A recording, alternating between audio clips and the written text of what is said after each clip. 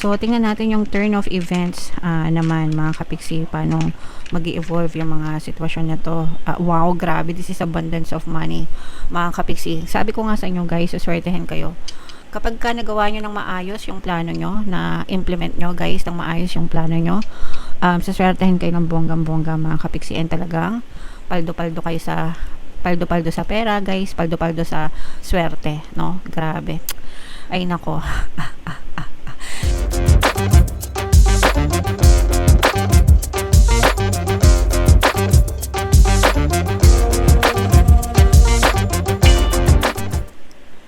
Hello guys, hello Taurus, welcome back to Pinoy Pixie Tarot.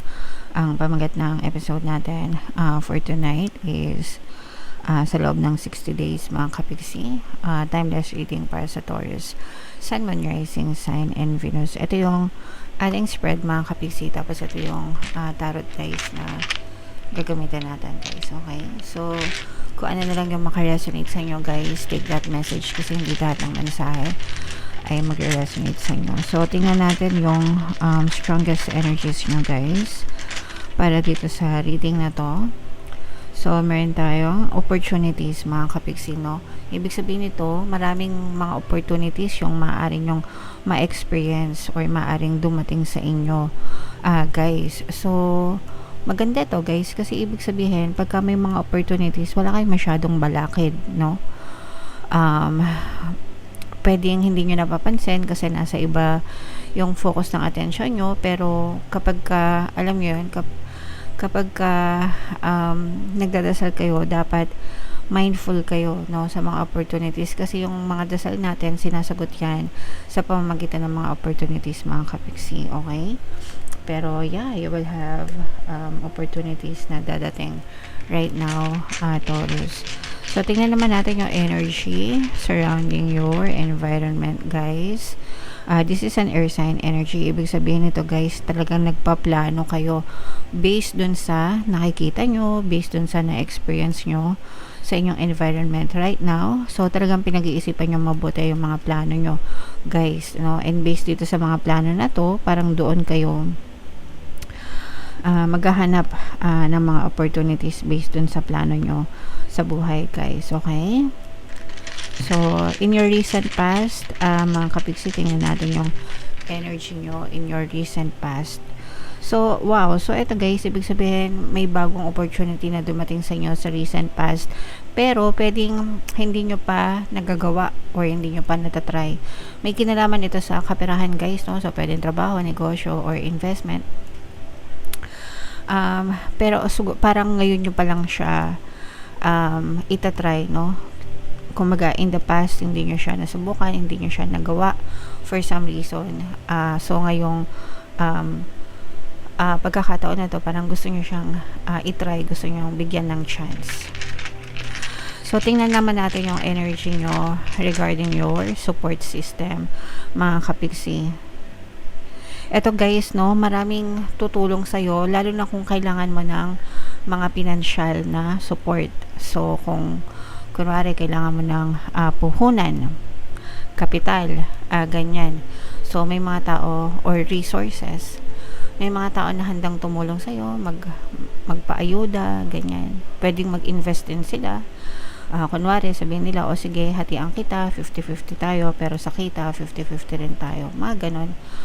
Hindi kayo mahirapan mga kapiksi na maghanap ng resources, supporting resources sa paligid nyo kasi may tutulong sa inyo guys, okay? Tingnan naman natin yung energy sa inyong present na sitwasyon guys. Wow, so this is swerte mga kapiksi. Ibig sabihin nito guys, maaari mong makita ang swerte or maaaring swertehin ka mga kapiksi dito sa mga opportunities na to, no? So, may magdadala ng swerte sa inyo guys. Grabe naman to. May magdadala ng swerte or isa sa mga opportunities na gagawin mo guys, talaga sa swertehin kayo ng bonggam-bongga. So, i-mind nyo na yan, swerte na yan guys. Mind, swerte, good luck, good fortune, no? Mind nyo na yan sa comment section mga kapiksi.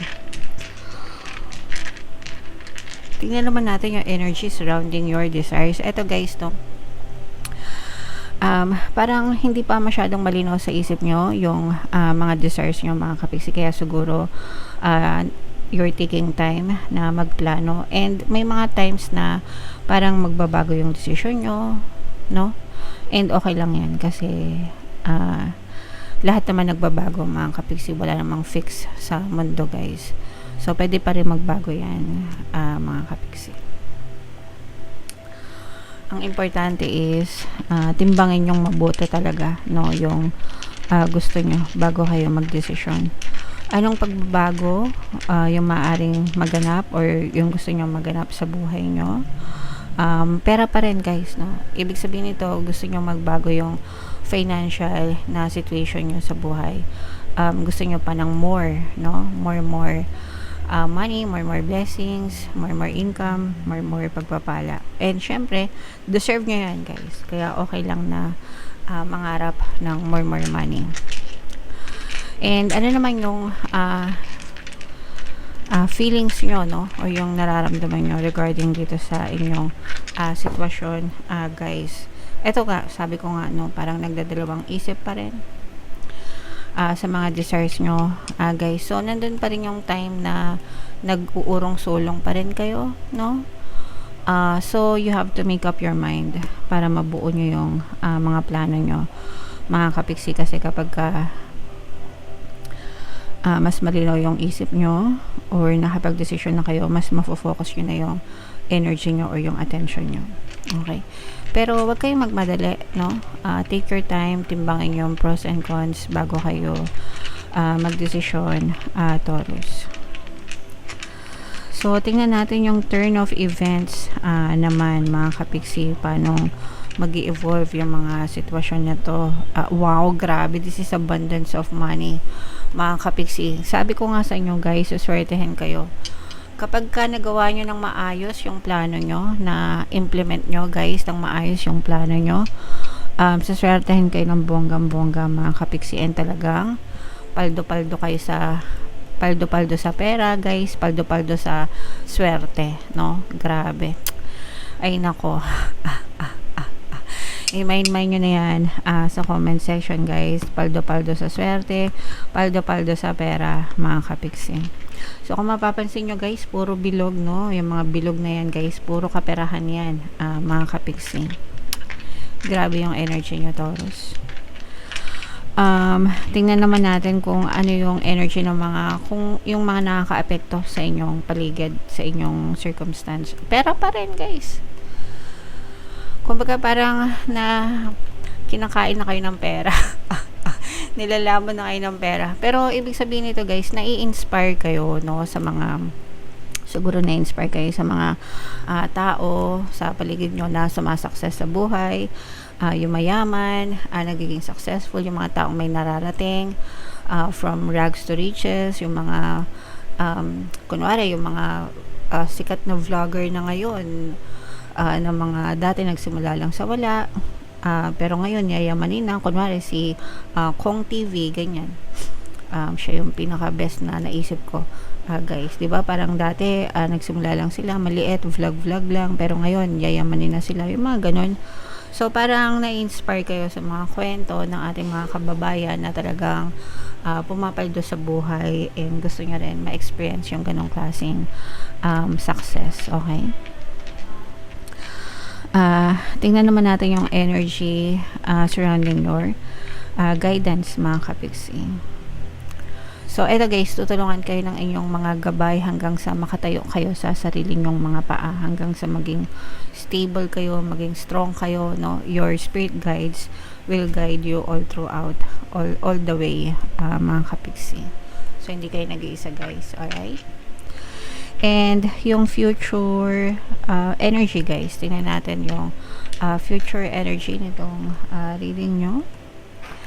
So eto guys, yung mga pangarap nyo nung bata kayo, ma-achieve nyo siya. Kung ano yung, kumbaga parang once upon a time, 'di ba? Kumbaga sa fairy tale, once upon a time, tapos yung ending, and they live happily ever after, parang ganon. So ibig sabihin, kung ano yung mga ninanais nyo in the past, kapag talaga ginusto nyo guys, talagang magkakatotoo yan mga kapiksi. Alright?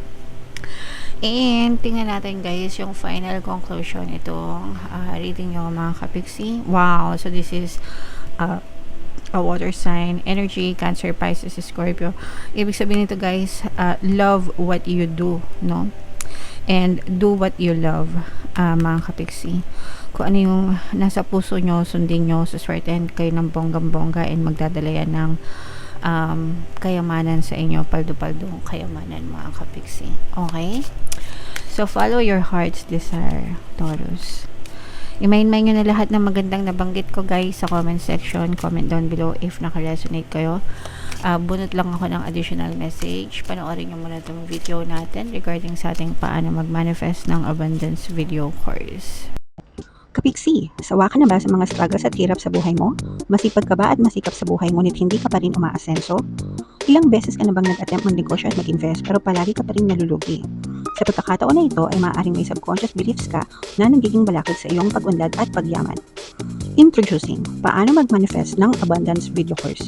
Dito ay matututunan mong ma-overcome ang mga balakid mo para tuluyan ka ng umunlad, umasenso, sumagana, maging matagumpay, successful at maswerte sa iyong kabuhayan, pera, trabaho, negosyo sa lapi at kaperahan ng bonggang-bongga.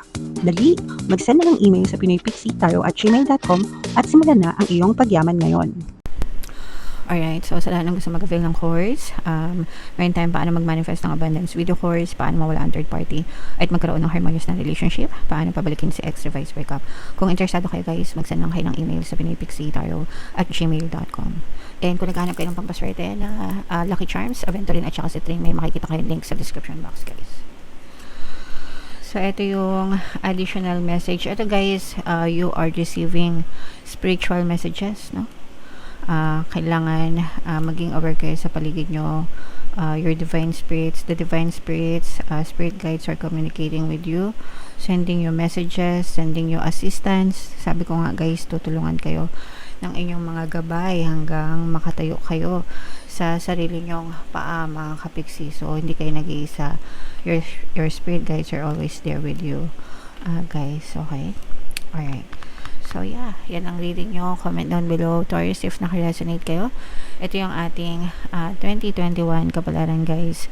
Panoorin nyo na. Ito naman yung ating success stories ng paano mag-manifest ng abundance video course. Click here to subscribe guys. Thank you for liking, sharing, and subscribing. See you next time. I love you all. Have a nice day. Bye-bye.